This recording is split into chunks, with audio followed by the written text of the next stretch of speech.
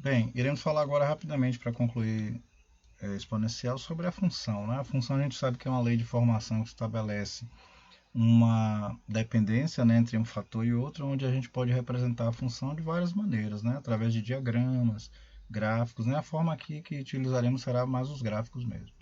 Então, a definição de uma função exponencial a gente define, né, uma função exponencial, uma função f de r para r asterisco mais, onde o primeiro r se refere ao domínio, né, aqueles elementos que a variável x pertence, e através de uma função chegamos ao seu contradomínio e os elementos que compõem a sua imagem, que é r asterisco mais. Se r asterisco significa que nenhuma imagem dá zero. Se nenhuma imagem dá zero, significa que o gráfico que vai ser gerado nunca vai tocar o eixo x, né? Porque nunca a imagem é zero, então nunca pode tocar o eixo x. A curva, que é um braço de parábola, vai se aproximar. E outro detalhe característico é que é R+, né? Além de ser R asterisco, ou seja, os números reais, né, não nulos, temos somente a parte positiva, né, como contradomínio. Claro, se ele não toca no eixo y e não atravessa para a parte negativa, o gráfico ele vai sempre se aproximar do eixo das abscissas, né? Mas aqui tem R+, né? Ele não vai ter uma imagem gerada em R-, ok? Ou seja, seu domínio ele é o conjunto dos números reais, né? O domínio de onde a gente extrai a variável x. E o seu contradomínio, conforme já dito, é o conjunto dos números reais positivos e diferente de zero. Além disso, a lei de formação ou função pode ser descrita como a elevado a x. Note que a variável agora está no expoente, daí o nome função exponencial. Repetindo, f igual a elevado a x, em que a é a base, cujo valor sempre é um número real positivo. Então, em vermelho, a gente pode destacar o seguinte. Vemos em vermelho e vemos aqui à direita duas funções. A função f de x igual a 2 elevado a x. Note que a base é 2. E a segunda função 0,3 elevado a x. Note que a base é 0,3. Também é positiva, mas ela é menor que 1.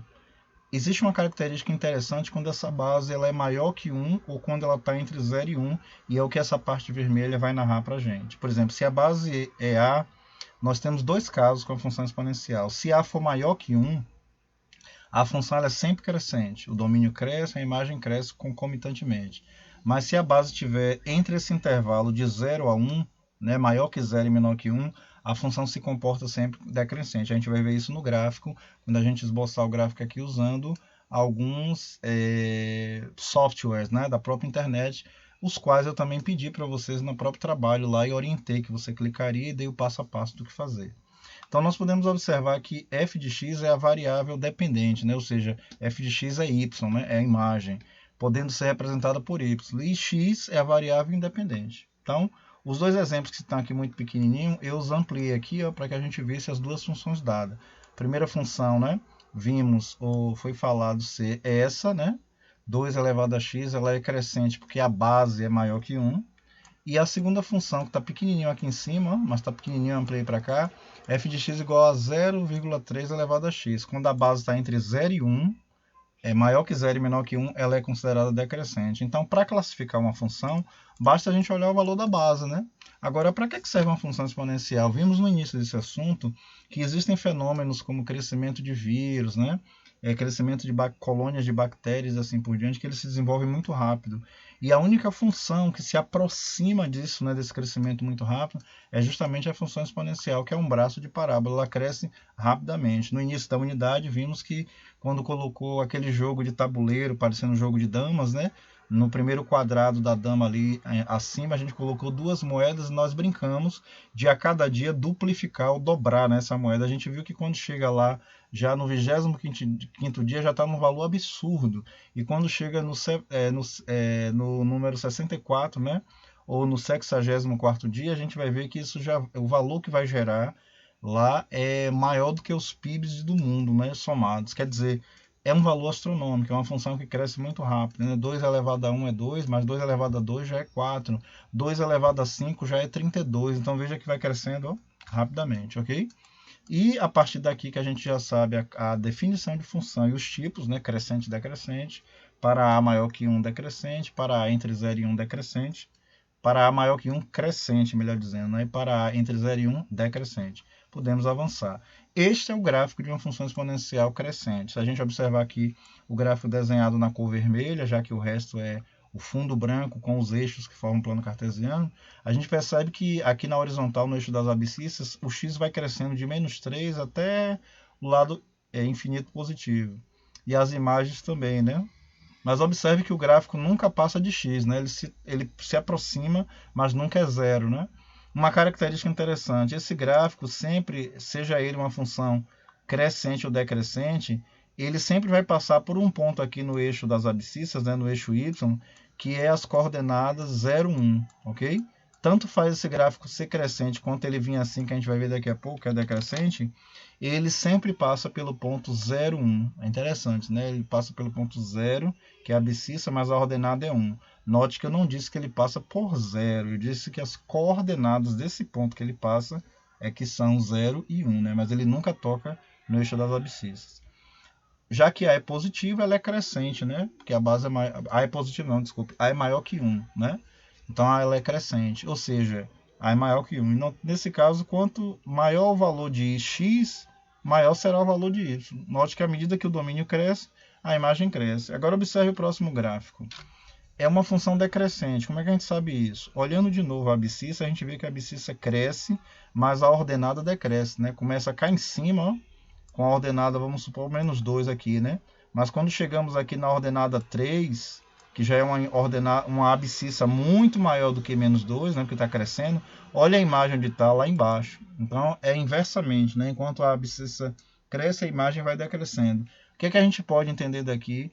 Que é uma função onde A, com certeza, é maior que 0 e é menor que 1, né? Porque gerou uma função decrescente, ok? E a outra, a gente pode entender que A é maior do que 1, ok? Continuando, a gente vê aqui uma aplicação, né? A gente pode ter o gráfico de uma função de alguma coisa, por exemplo, a Covid, né? A Covid, o que se espera é que ela aconteça o que está acontecendo nesse gráfico. As barras verticais aqui, o gráfico de barras verticais seria a quantidade de pessoas que têm a Covid, né? Que foram infectadas. Qual é a esperança? Que essa infecção vá caindo, né? À medida que os dias passem. E devido à vacina e aos cuidados profiláticos, né? De ficar em casa, lavar as mãos, evitar contato, mesmo as autoridades dizendo que pode voltar, que já está vacinado, sempre tenhamos cuidado, né? Porque a doença continuará aí por muito tempo, né? Talvez ela não seja nunca erradicada, né? A gente não pode prever isso, mas o que a gente sabe é que essas doenças elas têm um começo e dificilmente tem um fim, né? Elas são controladas. Então, se espera que essa curva seja o quê? Achatada, né? Como está aqui, né? Vá caindo, ok? É um ótimo exemplo, né? Temos aqui, por exemplo, uma tabela onde a gente tem uma função inicial aqui, ó, 1 sobre 2 elevado a x. A gente sabe que esse 1 sobre 2 elevado a x, 1 sobre 2 é 0,5. Se é 0,5, está entre 0 e 1. É maior que 0, mas é menor que 1. Logo é uma função decrescente, né? E a definição vai vir em cima. Essa tabela aqui é o mesmo modelo de tabela que se repete em outras funções. A gente dá o valor para o domínio aqui, né? Aqui foi arbitrado em -2, -1, 0 e 1. Através da função, esse valor do domínio é substituído no valor de x e se calcula a imagem. E do lado de cá a gente tem domínio e imagem, onde a gente consegue plotar o gráfico com esses valores, né? A gente vai fazer automaticamente usando um aplicativo, ok? O gráfico da função exponencial. O texto diz, um texto resumo que diz o seguinte: para traçar o gráfico de uma função exponencial, é necessário encontrar o valor numérico para alguns valores de x, né? Existem duas possibilidades para o comportamento do gráfico. Ele pode ser crescente, conforme vimos, ou decrescente. Quando o gráfico ele é crescente, a função exponencial ela é caracterizada por possuir um crescimento muito rápido, em comparação com, por exemplo, a função afim, né? Ela cresce muito rápido. Isso justifica, por exemplo, o dinheiro, né, nos bancos. O que os bancos sempre enriquecem?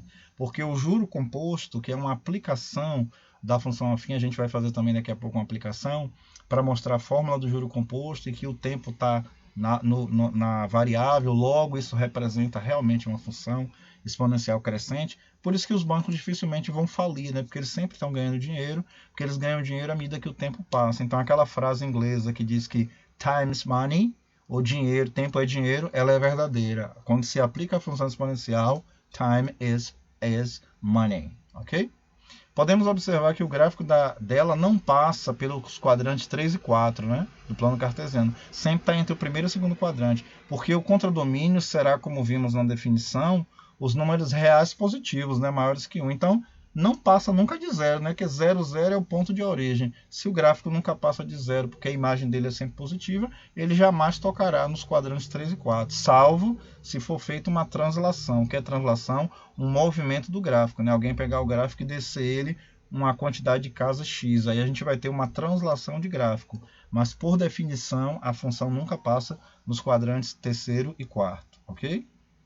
Conforme explicado. E não há valor algum do domínio que faça com que a elevado a x seja igual a zero. Lembrando que, por definição, a base é sempre maior, né, do que zero. Ok?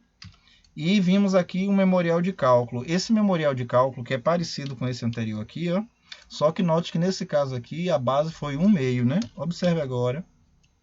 Aqui, né? A gente pode observar aqui, ó,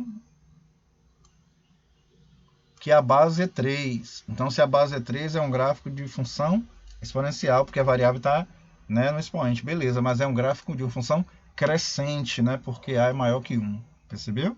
Então, vai dar o gráfico de uma função crescente. E o gráfico de uma função crescente se comporta assim, como esse azul, tá vendo? O domínio cresce e a imagem concomitantemente cresce. Basta a gente observar os pontos A, B, C, D e E, ou E, né, como é no sul que se fala E, e você observar qual é o domínio e qual é a imagem de cada ponto. À medida que o domínio está crescendo, a imagem concomitantemente também cresce. Ou seja, se for o gráfico daquela função dada, né, 3 elevado a x, como A é maior que 1, então a função é classificada como crescente. Então, se lá na atividade que eu passei tiver algo para classificar, perguntando, como eu coloquei lá, se é crescente ou decrescente, não há nenhum cálculo, basta você olhar o valor da base que foi dado. Se a base for maior que 0 e menor que 1, é decrescente. Se a base for maior que 1, é crescente. Simples assim. Desenhar gráfico você não vai fazer nada à mão, né? Vai fazer utilizando os aplicativos que eu mencionei. Veja aqui de novo o gráfico de uma função decrescente, né? O domínio cresce, a imagem decresce, logo a base é maior que 0 e menor que 1. E tem algumas propriedades importantes, né? Por exemplo, em uma função exponencial, f de 0, por exemplo, quando a gente assume que o domínio é 0, né? Para poder calcular a imagem, note que vai dar uma base elevada a 0. E toda base elevada a 0, qual é a resposta em potência? É 1.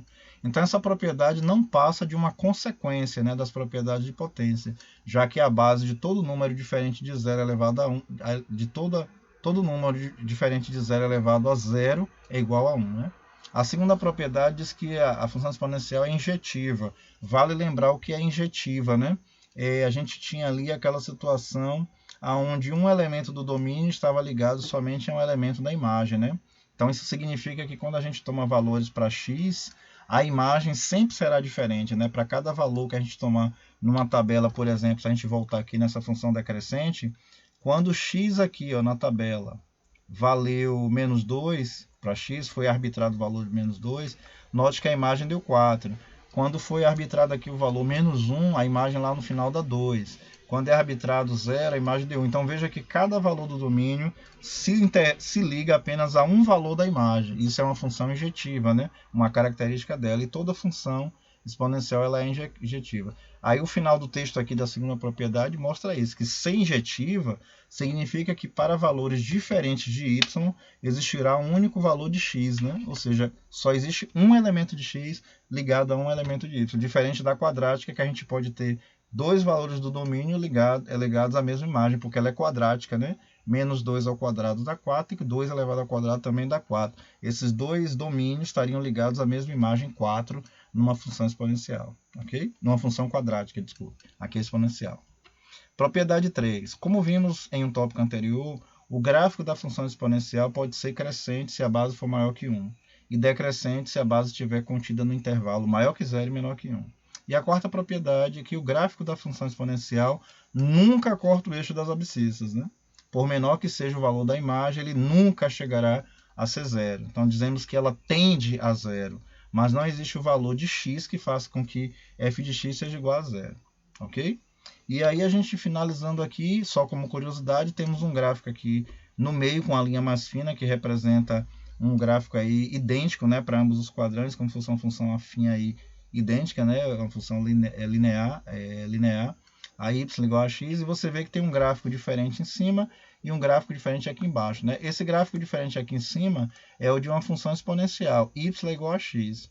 Como seria o inverso dele, né? Como se ele fosse espelhado através dessa função aqui no centro, né? Ele fosse espelhado. Seria o gráfico de uma função logarítmica. Ah, o logaritmo é o inverso da exponencial, que eu estou vendo aqui que os gráficos estão espelhados, né? Um é o inverso do outro, né? O domínio de um vem crescendo e a imagem também. Já aqui a gente vê a imagem de um crescendo e o domínio também, né? Inverso, né? Aqui foi domínio e imagem, aqui foi imagem e domínio, né? Ah, é logaritmo. Mas logaritmo é um assunto para a nossa próxima conversa, né? Que é o inverso da exponencial, ok? Vamos agora sair daqui e pegar um site para que a gente possa ver aquilo que eu tinha falado sobre o Symbolab, né? A gente poder trabalhar com o Symbolab, né?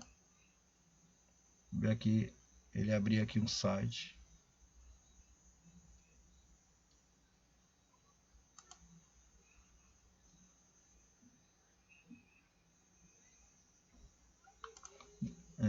Tá abrindo aqui alguns segundos aí para a gente poder.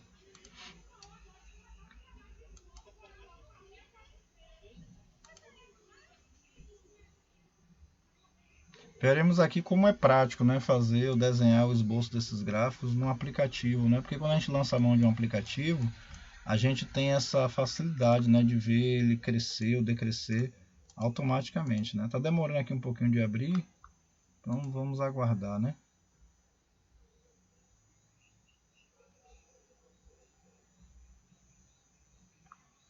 Tá uma demora aqui incrível.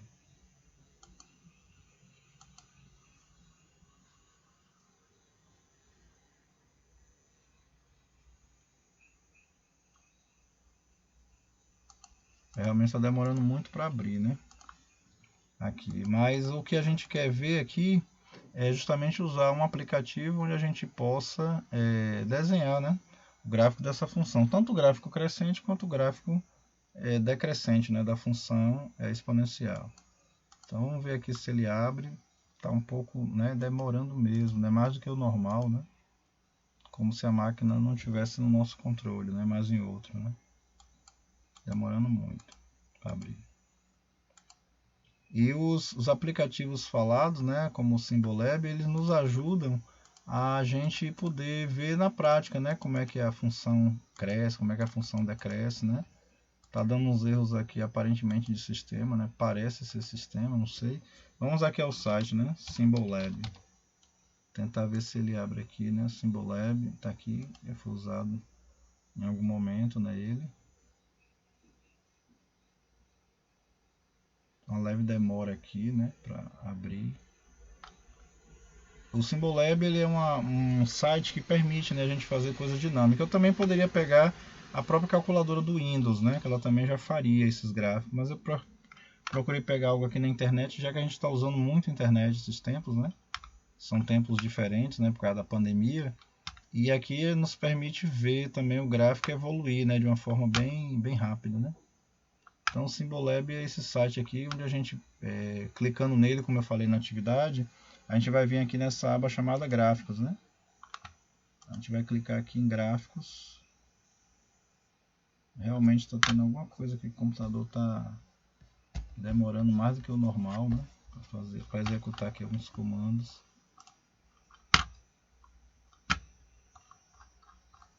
Demorando mesmo, mais do que o normal. Cadê o cursor? Aqui. Já perdemos aí um bom tempo, né, com isso. Então temos aqui, né, a parte de gráfico, aonde nos permite aqui a gente visualizar aqui do lado plano cartesiano, à direita e à esquerda aqui a gente coloca a função. Então se eu colocar uma função aqui dentro, aquele 0,5, né, aquele 0,5 elevado a x, a gente vai ter ali o gráfico de uma função decrescente, né, 0,5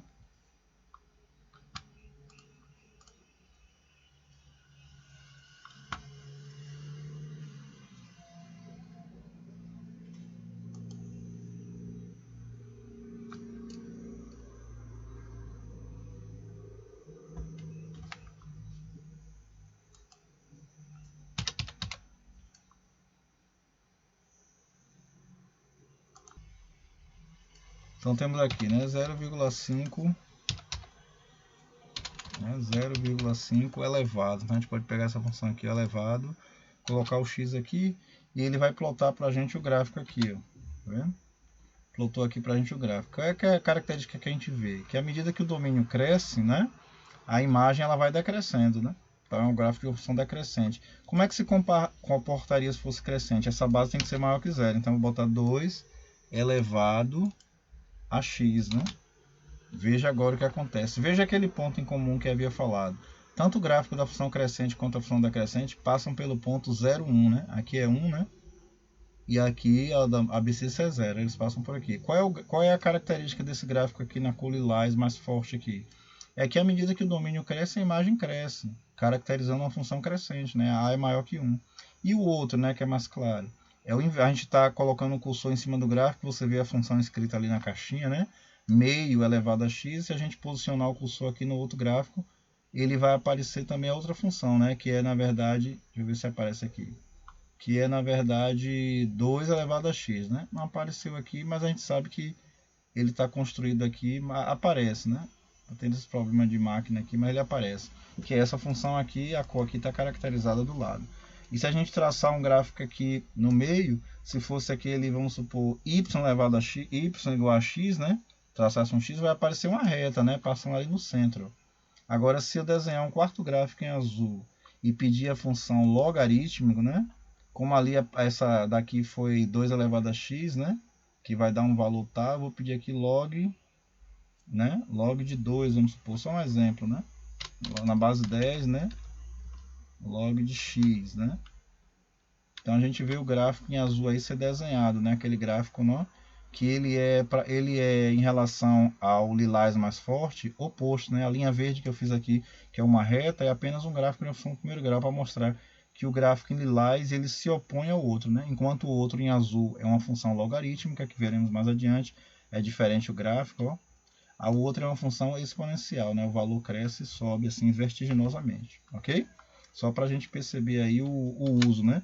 Agora, voltando a uma aplicação que eu disse que ia fazer sobre função, sobre a parte que envolve juro composto, né? Que é uma aplicação clara de função exponencial. A gente sabe o seguinte: juro é aquele dinheiro que se paga a mais, né, por utilizar um outro dinheiro, mas o valor total que um banco ou uma pessoa como a agiota recebe chama-se montante. Montante é o dinheiro investido ou tomado emprestado, mais o dinheiro que se paga, né, por ele. Então, juro é capital mais montante, desculpe, é capital mais juro. Então, vamos supor que tem algumas outras siglas que a gente pode usar. A fórmula de juro composto, o que é juro composto? É o juro que os bancos cobram, né? Juros sobre juros. Se a gente pegar R$100 agora e pagar uma taxa que é chamada de I, né? Uma taxa, uma porcentagem de 10% sobre esses 100, no primeiro mês vai ser pago 110, que é 10% é a décima parte de 100, né? R$10. Então eu vou pagar ao banco 110. Mas se eu não puder pagar nesse primeiro mês, for pagar no segundo, o banco vai me cobrar mais 10%. Só que esses outros 10% que ele vai cobrar não é em cima do 100, é em cima do 110 que rendeu no primeiro mês. É o que a gente chama de juros sobre juros. Logo, tem uma fórmula de juro composto que é capital, o montante, né? Que é o montante é o total, é o capital multiplicado por 1 mais essa taxa percentual, representada pela letra I, elevada a um tempo t. Perceba que o que varia é o tempo. Logo, a gente tem uma função exponencial, né? O m, que é o valor do montante do banco, vai depender do t aqui, né? Então, por exemplo, a gente tem um exemplo para calcular lá na nossa atividade. Vamos supor que nós tenhamos aqui para calcular o montante, né? Quanto é esse montante? Então, vamos supor que a gente tenha um capital de R$100, vou pegar um valor pequeno, R$10.000, pronto, R$10.000. Vamos supor que seja aplicada uma taxa de 10,52% ao mês. Essas taxas altas assim geralmente é de cartão, que dá até mais do que isso, né? Alguns cartões de crédito. AM quer dizer ao mês, a gente tem outras siglas como AA, né, ao ano, AS ao semestre, AD ao dia. Veremos esses detalhes em matemática financeira, né, que é assunto agora da quarta unidade. Então a gente vai trabalhar o mês. O tempo aqui a gente vai estimar o tempo para usar na calculadora lá em alguns meses. Eu vou trabalhar com 6 meses depois com 2,12, depois com 24 e depois com 36. É como se esses 10 mil reais o banco fosse receber ele nos emprestando em 6 meses, quanto a gente devolveria ao banco, que é o montante, quanto a gente devolveria ao banco 12 meses, 24, 36, ok? A gente vai fazer na calculadora. Lembrando que o tempo dado em meses tem que estar de acordo com a taxa. Veja que os dois estão em meses, né? Eu falei em meses e meses. Se um tivesse em ano, outro em meses, a gente teria que converter. Mas como é um exercício rápido, a gente está fazendo tudo no tempo em meses. E a gente vai usar a calculadora para aplicar. Vamos lembrar o seguinte, quando essa taxa aqui, né, essa taxa percentual aqui, ó, que foi colocada, essa taxa aqui, ó, ela entra no cálculo, geralmente a gente coloca ela em forma percentual. Então, se a gente colocar em forma percentual, é bom lembrar que 10,52%, quando usa esse símbolo, ao tirá-lo, é o mesmo que colocar 10,52 sobre 100, né? Porcento quer dizer por 100, né? Vem do latim. E quando se divide algo por 100, a vírgula recua para cá para frente duas casas. Então, nós teremos 0,1052. Pronto. Só mostrando que a porcentagem ela pode ser transformada em decimal exato. E é esse valor que a gente vai usar, já que é o valor da taxa. Então, vamos memorizar. 10 mil reais. A taxa vai entrar dessa forma, né? 0,1052 e o tempo 6, 12, 24, 36 meses, ok? Eu vou utilizar agora, gravou a taxa, 10,52, né? Ou seja, 0,1052, 6, 12, 24, 36 e o dinheiro foi 10 mil reais. Então eu vou reduzir essa tela aqui, sair do Symbolab, sair daqui também, que é um site que abriu, vou aqui para a calculadora do Windows, calculadora nativa, né, do Windows. A gente pode usar do nosso computador, depois a gente vai falar sobre calculadora. E para usar essa função, a gente precisa, deixa eu ver, talvez eu não consiga usar essa função por um detalhe. Eu vou trazer a calculadora para cá e tentar ampliar ela só assim. Pronto, que a minha imagem ali onde ficou está atrapalhando um pouco a função que eu quero usar, que é essa, né? Então vamos lá. Para a gente escrever aqui, o que é que a gente vai entrar? A gente vai entrar com a fórmula, né? M igual a C, que multiplica 1 mais a taxa elevado a t. Lembrando que a taxa é 0,1052. Como é que a gente vai escrever? A gente vai zerar, certificar primeiro que a calculadora está zerada. Onde é que a gente aperta para ver isso? No C, né? A calculadora está configurada em inglês. Note que as teclas têm cores diferentes propositais, né? As mais acesas com a cor mais clara ao fundo são as que têm a operação de menos e mais para atribuir ao número e os 10 algarismos, né? Do 0 ao 9. E mais a vírgula que no nosso sistema separa inteiro de decimal e o ponto, né, separa a parte do milhar. Então observe que quando a gente vai fazer agora a fórmula M igual a C que multiplica 1 mais a taxa elevado ao tempo, M é 10 mil. Note que ao botar 1000 ele já botou o ponto na configuração, a gente vai botar 10 mil, né? É o C, né, o capital envolvido. E isso vai multiplicar 1 vezes a taxa. Então se isso vai multiplicar duas informações, é melhor a gente abrir parênteses, abriu lá em cima o parênteses, ou clica aqui, né? Abriu lá o parênteses, colocar 1 mais, né, a taxa 0,1052, né? Fechamos os parênteses, que é 10 mil vezes isso, né? E isso está elevado. Elevado aqui, a gente pega essa tecla, x elevado a y, né, que quer dizer elevado, e coloca o tempo. Primeiro 6 meses, né? Isso vai dar quanto? Deu 1.822, tal e tal. Isso aqui é o juro, né? Deixa eu refazer, porque faltou aqui o 10 mil aparecer, né? Eu não botei o vezes. Vamos refazer aqui. CE também é limpar, né? E se clicar na lixeira, limpa o histórico todo. Então, eu vou botar 10 mil vezes, primeiro, né? Olá, aí isso apareceu agora lá em cima, né? Parênteses, 1 mais a taxa, 0,1052, fecha parênteses. Então, você vê a equação toda montada lá em cima, né? O capital vezes 1 mais a taxa elevado ao tempo, 6 meses, né? Igual. Enter, né? Opa. Enter. Então, temos aí 18.226, né? Veja que aquela taxa de 10,52 parece pouca, mas se o banco, né, emprestar 10 mil e pagar apenas em 6 meses essa taxa, o banco vai ganhar quanto de juro? Basta tirar 10 mil daqui, né? Porque se M é capital mais o juro então é M menos o capital. Então isso aqui menos 10 mil mostra que só em 6 meses o banco vai estar embolsando aí 8.226 de juros, cobrando essa taxa de juros aqui que é alta. Vamos pegar a fórmula agora, limpar tudo. E agora pegar aquele 10 mil e botar em 12 meses para ver quanto o banco vai ganhar, né? Vezes, parênteses, 1 mais a taxa, 0,1052, elevado ao tempo, 12 meses.